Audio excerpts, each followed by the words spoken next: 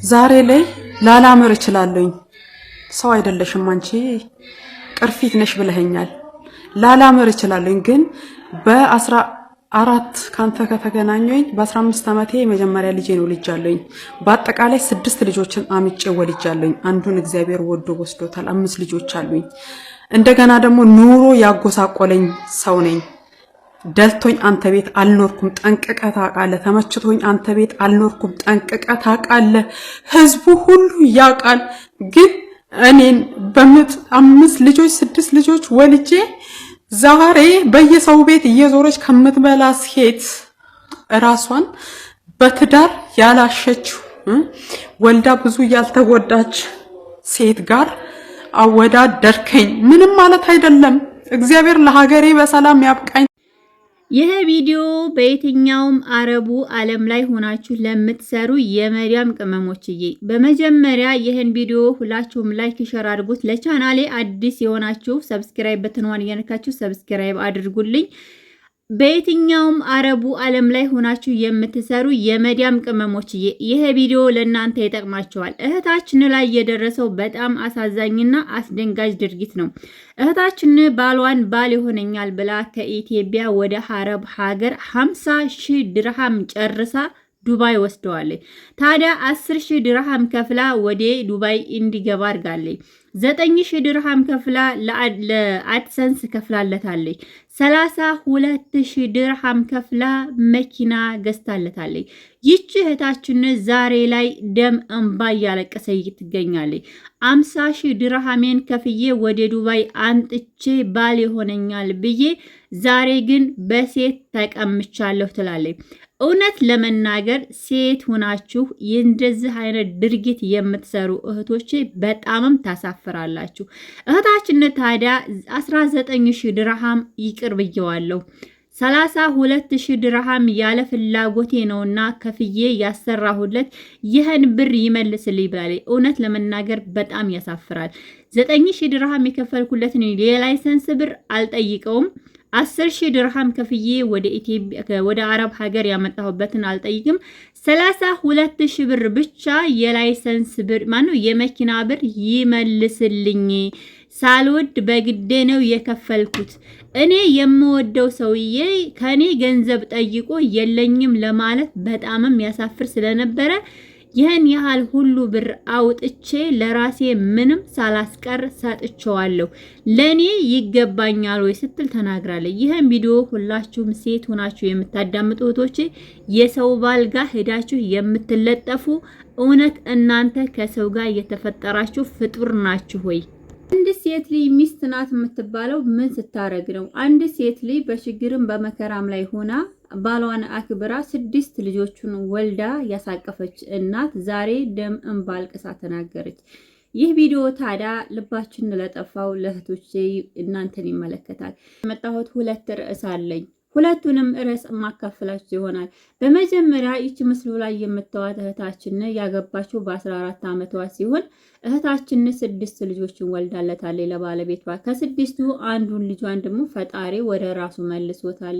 በዚህ ምክንያት ታዲያ እህታችን በመውለድም ስለተንገላታች እንዲሁም ስትወልድ በቤት ውስጥ ስለወለደች እህታችን ላይ የደረሰው ትልቁ ችግር በመታረስ ባለመታረሷና እንደዚሁም ደግሞ ሰርታ በየቤቱ ስለምታመጣ በዛን ሰዓት እህታችን በጣም ስለሚደክማት እንግዲህ ለራሷ ለልጆቿ እንጂ ለራሷ ራሷን ትሪት ማድረግ ምንም ነገር አትችልም ነበረ። እውነት ለመናገር አንድ ሴት ልጅ ሁላችንም እናውቀዋለን 6 ልጅ ወልዳ በስነ ስርዓት ሳትታረስ ከዛ ላይ ደግሞ ከቤቷ ምንም አይነት ገቢ ስለሌላት ምንም አይነት የምትተዳደርበት ስለሌላት በየቤቱ እየሄደች ስትሰራ ምን እንደምትሆን ለእናንተ ትቼዋለሁ ነገሩን። አንድ ሴት ልጅ በየቤቱ በስነ ስርዓት ሳትታረስ በየቤቱ እየሄደች የማንንም ልብስ እያጠበች ከማንም ቤት እየሰራ ይመታ ልጆቿን እንዲበሉላት እንዲጠጡላት እንጂ የሷ መጥቆር የሷ መክሳት ምንም አይመስላትም። ታዲያ ይሄ ባል ምን ቢያደርግ ጥሩ ነው? ይቺ እህታችን 6 ልጆችን እንደመውለዷ እንደመንከራተቷ ነገር ግን የውጭ ሴት ነው ያመረው።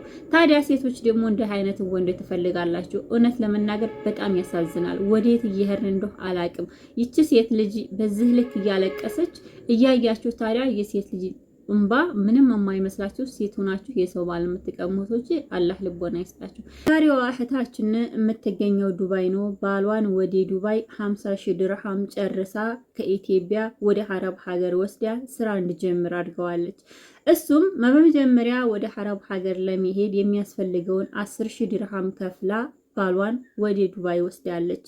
በመቀጠል አሁንም እሱ ስራ እንዲጀምርላት ስለምትፈልግ 9,000 ድርሃም ከፍላ ላይሰንስ አሰርታለታለች። እንደዛው እያለ ይቀጥላለን። እህታችን አሁንም 32,000 ድርሃም ከፍላ ባሏን መኪና ገዝታለታለች።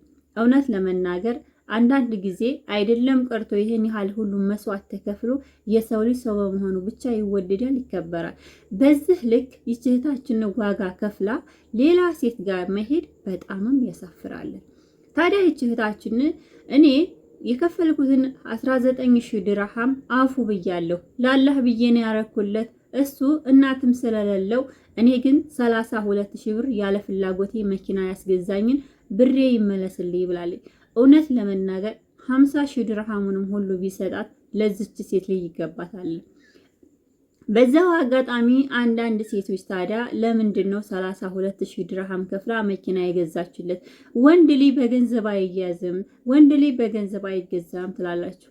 እውነት ለመናገር ፍቅር ከያዛችሁ ወይንም ደግሞ በቤታችሁ ውስጥ አብረን እንኖራል ብላችሁ ከተሳሰባችሁ ይሄ ወንጀልም አይደለም፣ ሐራምም አይደለም። አንድ ወንድ ልጅ ለሚስቱ የሚገባው ማድረግ ካለው ገንዘብ ችግር የለውም።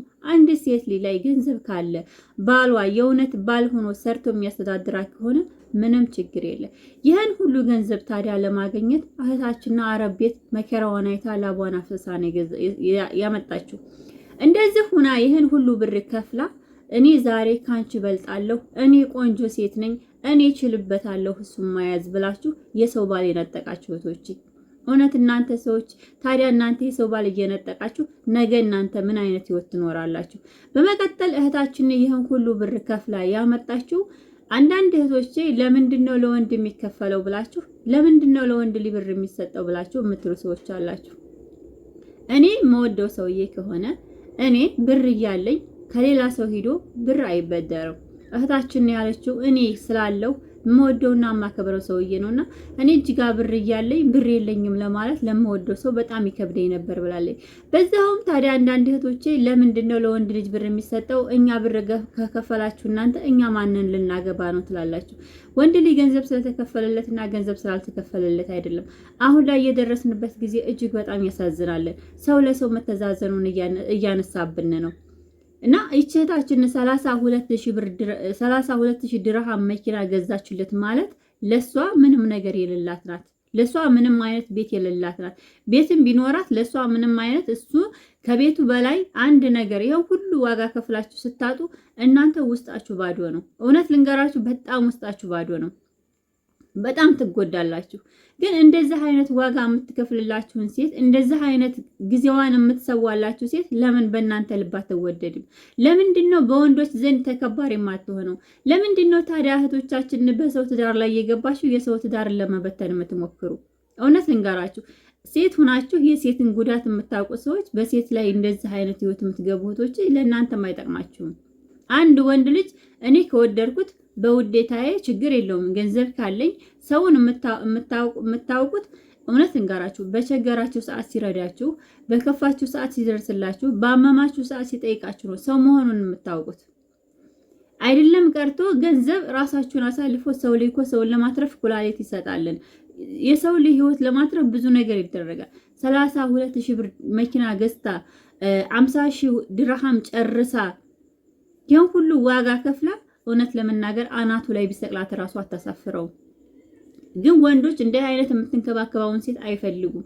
ሴት ልጅ ደግሞ እንደናንተ እዝነት፣ እንደናንተ ትዳር ፍለጋ፣ እንደናንተ ህይወት ይሳካልኛል እንደማለት አይሆንም። ለምን እንደሆነ እዚህ ምንናት የማትሏት ሴት ትዳሩን ይዛው ታገኙታላችሁ።